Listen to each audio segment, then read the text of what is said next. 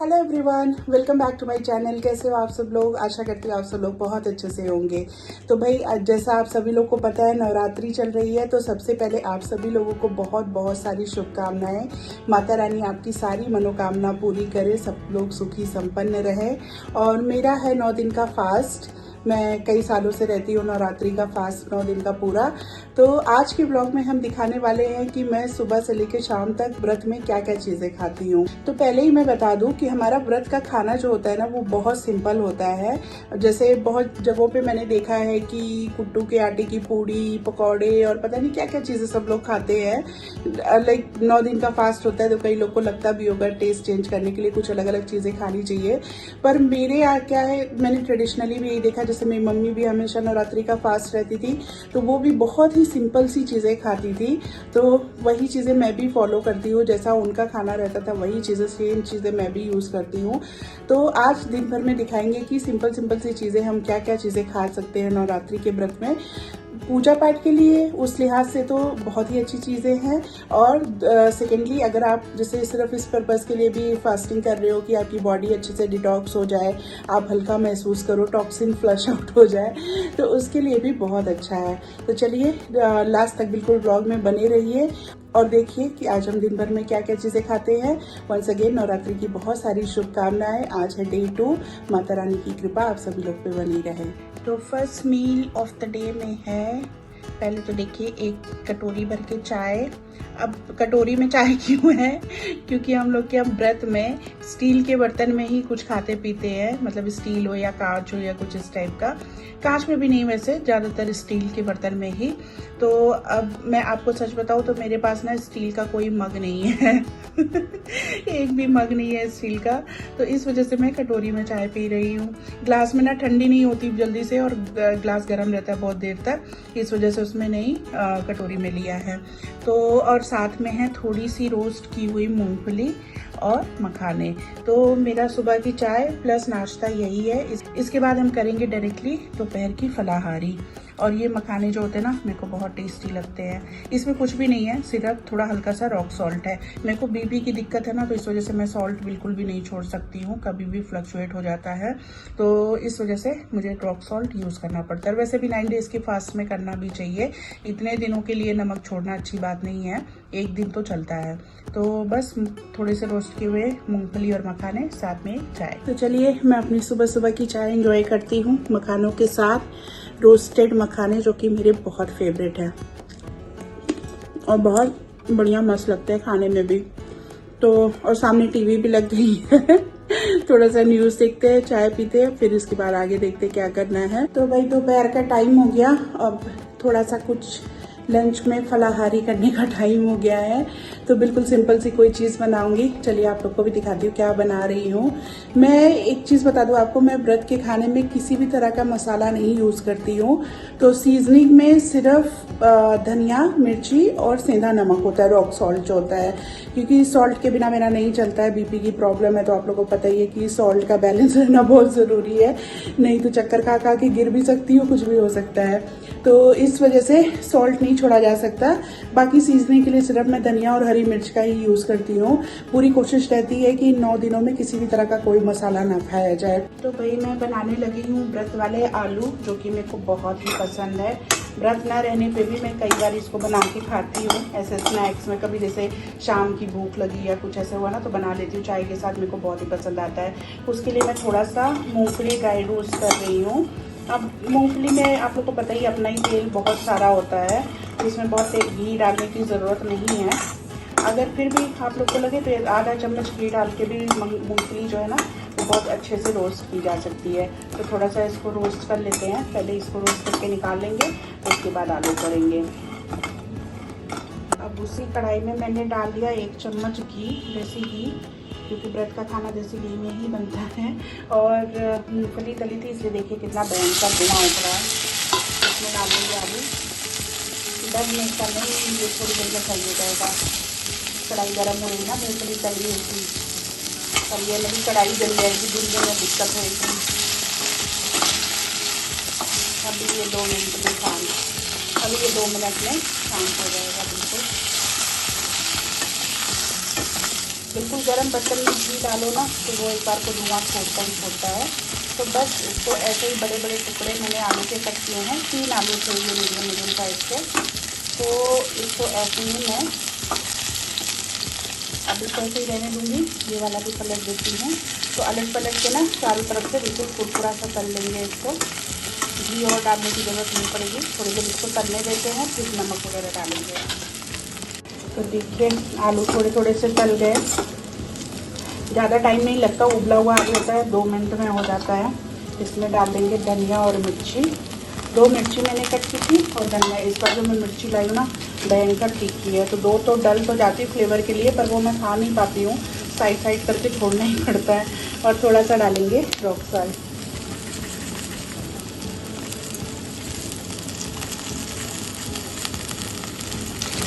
बस इसको थोड़ा सा और निकालेंगे, थोड़ा सा धनिया का और मिर्ची का फ्लेवर इसमें आ जाए और नमक भी जो डाला है वो मेल्ट हो जाए। 30 सेकेंड 1 मिनट में ये हो जाएगा, ज़्यादा टाइम नहीं लेता है। आलू तो हो ही गए हैं अच्छे से करारे। तो ये मेरे व्रत वाले आलू टेस्टी से बन गए। और इसमें जो मूंगफली रोस्ट करके रखा था ना वो भी मिक्स कर दिया। तो इसमें सिर्फ आलू है घी में तला हुआ, साथ में रोस्ट की हुई मूंगफली है और उसके अलावा सीजनिंग में सिर्फ नमक, धनिया, हरी धनिया और मिर्ची है, हरी मिर्ची। कहीं कहीं देखिए आपको टुकड़े दिख रहे होंगे। हालांकि इस बार मिर्ची बहुत तीखी है, खाई नहीं जा रही है मेरे से, लेकिन फ्लेवर थोड़ा सा आ जाता है ना तो अच्छा लगता है, फीका फीका सा नहीं लगता। तो बस चलिए खाते हैं। और ये वाला आलू जो है ना ये मेरा ऑल टाइम फेवरेट है, चाहे व्रत हो चाहे ना हो। बस इसमें ध्यान ये रखना है कि इस वक्त जब हम बनाते हैं गर्मियों के बाद वाली ये शारदीय नवरात्रों में ना, तो ध्यान रखना चाहिए कि आलू अच्छा वाला होना चाहिए, क्योंकि हर आलू से ये सही नहीं बनता है। तो मैं जो लाल वाला आलू मिलता है यहाँ पे ना वो वाला लेके आई थी। या जैसे हम दिल्ली में रहते थे तो वहाँ पे अच्छे वाले पहाड़ी आलू मिल जाते थे जो थोड़ा हमारे यहाँ से पहले हो जाते हैं, तो वो भी ताजे होते हैं, उनका भी टेस्टी बनता है। पर यहाँ पे वो वाला मिलता नहीं है, तो यहाँ मैं ये लाल वाला आलू लेके आई थी। ये फिर भी ठीक है टेस्ट, इसके अलावा किसी और आलू से बनाओ ना तब उतना मज़ेदार नहीं बनता है। तो ये चीज़ ध्यान रखनी है। तो बस बन के तैयार हो गया, चलिए प्लेटिंग करते हैं अब। तो ये रही मेरी व्रत वाली थाली। जो आलू बनाया वो, साथ में है 1 अमरूद, और ये वाले अमरूद ना मेरे को बहुत टेस्टी लगते हैं, सीजन भी है और अच्छा भी है। साथ में खीरा है और थोड़ी सी दही ले ली है शक्कर डाल के। तो कुछ ऐसी है मेरी व्रत की प्लेट, सिंपल एंड डिलीशियस। थोड़ा सा आलू बच गया है जो कान्हा और सनी में से कोई खा लेगा। और एक चीज़ आपको और दिखाऊं, ये देखिए इन लोग का व्रत नहीं है पर खाना इन लोग का व्रत वाला ही चल रहा है। साबूदाने की टिक्की बनाई थी, सनी ने तो खा लिया है, ये कान्हा का हिस्सा रखा हुआ है। ये चीटे आलू बॉईल किया था ना उसके चीटे पड़े हुए हैं सारे, तो इधर उन लोगों ने तला था। पर मैं नहीं खाती साबूदाने की टिक्की, बहुत ऑयली लगता है मेरे को, तो भारी भारी सा हो जाता है। उन लोग का व्रत तो नहीं है पर खाना व्रत वाला ही चल रहा है। और यहाँ मैंने जितना वीडियो बनाया ना, एग्जॉस्ट फैन ऑन रह गया है, गूं आवाज आएगी, प्लीज उसको इग्नोर करना। मैं बंद करना भूल गई थी, और बंद कर देती ना तो तलते वक्त इतना धुआं निकल रहा था कढ़ाई से, सारा रह जाता किचन में। तो चलिए खाना खाते हैं, फलहारी करते हैं। 9 दिन का व्रत अपना। और प्रिटी मच मेरा जो आज मैं आप लोगों को सुबह से लेकर शाम तक दिखाऊंगी ना खाने में, प्रिटी मच एवरी डे मेरा यही मील होता है। बहुत ज़्यादा मैं चेंज नहीं करती हूँ, नॉर्मली ये इसी तरह का खाना होता है। तो चलिए अभी फिलहाल दोपहर वाली फलाहारी करते हैं, फिर शाम को देखते हैं और क्या बनता है। तो भाई शाम का टाइम हो गया है, नहा धो के दोबारा संध्या आरती भी कर ली है और पूजा पाठ से हो गए हैं फ्री अब इस वक्त। अब टाइम है दोबारा से चाय पीने का। व्रत हो ना हो 2 टाइम की चाय तो मेरी फिक्स है, एक सुबह के टाइम और एक शाम के टाइम। उसके बिना ना मैं फंक्शन नहीं कर पाती हूँ। तो बस चलिए चाय पीते हैं। कान्हा ने भी पीनी थी तो सनी ने चाय तो बना दी थी पहले ही, बस मुझे लेना है। तो चाय पीते हैं। एक बारी आप लोगों को ना माता रानी के दर्शन भी करा देती हूँ। तो इधर है मेरा मंदिर, देखिए माता रानी कितनी सुंदर लग रही हैं। इधर मैंने की थी कलश स्थापना और अखंड ज्योत, तो कुछ ऐसा मंदिर। तो अगेन मैं अपनी चाय लेके आ गई हूँ कमरे में, साथ में थोड़ी सी मूंगफली मखाने। तो ये तो स्टेपल मस्ट है। और मैं बाज़ार का बना हुआ कुछ भी नहीं खाती हूँ। जैसे होते हैं ना चिप्स मिलते हैं और फ्राई किए हुए कुछ चीज़ें मिलती है ना व्रत वाली, जो आलू के चिप्स होते हैं, केले के चिप्स होते हैं, तो मैं नहीं खाती हूँ। पता नहीं मतलब भरोसा नहीं होता बाजार वाली चीज़ों में। वो सब खाने के लिए तो साल भर है हमारे पास। ना सारा स्कैम देख के ना ट्रस्ट नहीं कर पाती हूँ। पता नहीं किस चीज़ में तला हो, कहने को तो घी में तला होता कहते हैं, पर देखो अपने अपना बिलीफ होता है, अपने अपने मानने की बात होती है। घी भी खाने की चीज़ है, तेल भी खाने की चीज़ है, पर क्या है कि अब जैसा हमारे बड़े बुजुर्गों ने हमें ऐसे बताया गया है कि क्या क्या चीज़ें परमिटेड है, क्या क्या चीज़ें परमिटेड नहीं है, क्या खाना चाहिए क्या नहीं खाना चाहिए, मैं उसके हिसाब से चलती हूँ। बाकी अपनी अपनी सोच है, इंसान जो जितना करना चाहे उतना कर सकता है।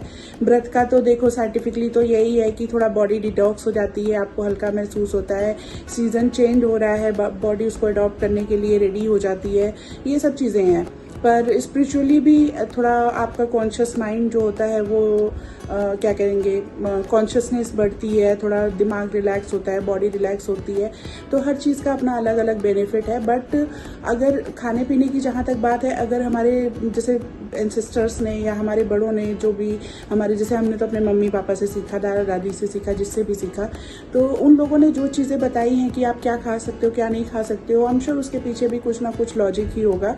बिना लॉजिक के कोई भी चीज़ नहीं होती है, और हमारे कल्चर में तो स्पेशली कुछ भी नहीं होता बिना लॉजिक के। तो जिन चीज़ों की परमिशन होती है व्रत में खाने की उसके पीछे भी कुछ ना कुछ वजह होगी। तो सम टाइम अपना जो भी हमारे रीति रिवाज और सारी चीज़ें हैं ना, उन पे ट्रस्ट करना चाहिए। तो इसलिए मैं बाहर की चीज़ें नहीं खाती हूँ, क्योंकि पता नहीं होता किस चीज़ में बना है किस चीज़ में नहीं बना है। उससे बेहतर है कि अपने 2 मखाने और मूंगफली अपना थोड़ा सा बुन के खा लो, वो ज़्यादा अच्छा है। 9 दिन की बात है, कोई ऐसा तो है नहीं कि एकदम बिल्कुल लंबे टाइम तक चलना है, बहुत आप परेशान हो जाओगे। तो बस चलिए चाय पीते हैं, ठंडी हो जाएगी। तो चाय पीने के बाद मैं वापस आ गई हूँ अपने किचन में, और मैं अभी जा रही हूँ बनाने सिंघाड़े का हलवा। सिंघाड़े का आटा होता है ना, उसका हलवा बनता है, बहुत ही टेस्टी, व्रत में बहुत ही अच्छा रहता है। तो वो बनाने लगी हूँ। हालांकि अभी खाना खाने का टाइम नहीं हुआ है, मैं पहले से बना के रख रही हूँ, क्योंकि उसको सेट होने के लिए थोड़ी देर रखना पड़ता है, एकदम गरम गरम नहीं खाया जाता है। तो इधर मैंने सारी तैयारी कर ली है। ये सिंघाड़े का आटा है, इतने आटे में भी ना बहुत सारा बनने वाला है। देखो कौन कौन खाता है, मैं तो खैर खाऊंगी भाई फलाहारी में, बाकी सनी और काना का कह नहीं सकती उन लोग को कैसा लगेगा। और साथ में ले लिए चीनी, पानी, और एक ये कंटेनर है ढक्कन वाला, इसको और इसमें घी लगा के रख लिया है, क्योंकि सब कुछ फटाफट करना पड़ता है ना, तो तैयारी इसमें पहले करके रख ले तो ज़्यादा अच्छा है। तो घी है, कढ़ाई भी मैंने गैस पे रख दी है, इसमें डालते हैं घी। अब मेरा कुछ भी ना नाप तोल के नहीं बनता, मैं जो बनाती हूँ चीज़ें वो अंदाजे से ही बनाती हूँ, तो कुछ नहीं पता जो बनता है अच्छा बनता है। बट लेकिन ये है कि मैं ये नहीं बता सकती कि लाइक 1 चम्मच घी डालो, इतना डालो उतना डालो, अंदाजे से ही करती हूँ। इसमें डाल देंगे आटा और इसको भुनेंगे अच्छी तरीके से, थोड़ी धीमी आंच पे ही अच्छे से भून लेंगे। बिल्कुल जैसे जैसे भुनता है ना, जैसे बेसन हम भुनते हैं खुशबू आती है, आटा भुनते खुशबू आती है, वैसे ही ये भी जब अच्छी तरीके से भुन जाएगा तो इसमें अच्छी सी खुशबू आने लगती है, थोड़ा कलर भी चेंज हो जाएगा। तो बस मीडियम टू लो फ्लेम पे अच्छे से इसको भून लेंगे। देखिए ये भुन के हो गया, कलर भी थोड़ा इसका डार्क हो गया। सिंघाड़े के आटे का कलर भुनने के बाद थोड़ा डार्क आता ही है, खुशबू भी अच्छी सी आनी शुरू हो गई। और मैंने ना गैस बंद कर दी है।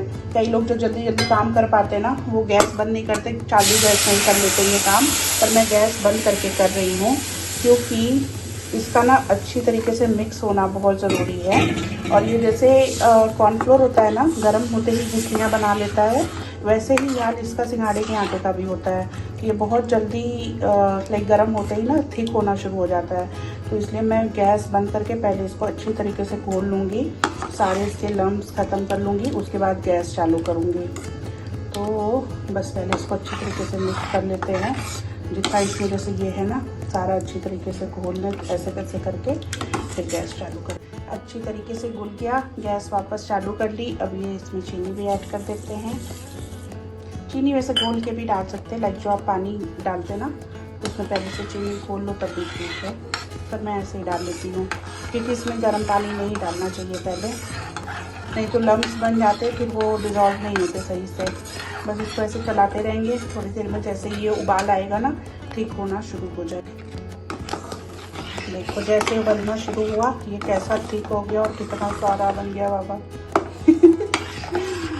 अब इसको अच्छे से चलाते चलाते और ज़्यादा रिड्यूस करेंगे जब तक थोड़ा घी ना सेपरेट हो जाए अच्छे से। घी सेपरेट होने जैसा तो अभी देखिए लग रहा है, ऊपर से शाइनिंग आ गई है, पर थोड़ा और अच्छे से कर लेंगे। तो हलवा मैंने इस कंटेनर में ट्रांसफ़र कर लिया। अब मैं इसको रख देती हूँ बाहर, पंखे की हवा लग रही है ना, तो हल्का सा ढक के रख दूँगी ताकि ये जल्दी से ठंडा हो जाए।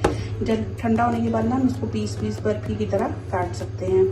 तो व्रत के लिए बहुत ही अच्छा और टेस्टी और जल्दी से बन जाने वाली रेसिपी है, और ये मेरे को पसंद भी बहुत है। कुट्टू का आटा मैं नहीं खाती हूँ, क्योंकि कुट्टू का आटा ना मेरे को जैसे पेट में थोड़ा हैवीनेस करता है, और कुट्टू के आटे के जैसे पूड़ी पकौड़े ये सब बनते हैं तो वो थोड़ा ऑयली और हैवी हो जाता है, वैसे भी तो नहीं खाती हूँ। पर ये सिंघाड़े का हलवा मेरे को पसंद है। तो ये रही मेरी रात की फलारी की प्लेट। मौसम्बी है, एक एप्पल है जो हमने हलवा बनाया था वो, और साथ में अनार है। अनार एक ही बड़े अनार में ना बहुत सारा दाना था, तो मैंने सारा निकाल तो लिया है, पर ये बहुत ज़्यादा लग रहा है, मेरे से खाया नहीं जाएगा। सनी भी बोल रहे थे खाने के लिए, तो शायद वो थोड़ा सा खा ले। तो ऐसा कुछ था आज का मेरा पूरा दिन का मील, कि क्या क्या चीज़ें हम फलारी में खाते हैं। और प्रिटी मच ना यही सारी चीज़ें पूरे 9 दिन रहती हैं। थोड़ा सा इनका स्वरूप बदल सकता है, जैसे कभी खीरे का ऐसे दही में खीरा डाल के हल्का सा नमक डाल के रायता सा बना लिया, या फ्रूट चाट टाइप का बना लिया, मतलब दही के साथ फ्रूट कई तरह के मिक्स कर लिए, तो ऐसे ही रहता है। पर चीज़ें यही होती हैं। और इसके अलावा कुक्ड मैं बहुत ज़्यादा नहीं खाती हूँ, पूरी कोशिश रहती है कि जितना रॉ खा सकूँ उतना अच्छा है। तो चलिए बस आज के ब्लॉग में मुझे यही दिखाना कि मैं व्रत के दौरान पूरे दिन में क्या क्या चीज़ें खाती हूँ। ब्लॉग अच्छा लगा हो तो मेरे चैनल को सब्सक्राइब करिएगा, वीडियो को शेयर भी करिएगा, लाइक भी करिएगा। मिलूंगी नेक्स्ट वीडियो में, तब हैप्पी नवरात्रि, बहुत अच्छे से एंजॉय करिए। त्योहारों का सीजन फुल मस्ती भरा एकदम। बाय बाय, मिलते हैं नेक्स्ट ब्लॉग में।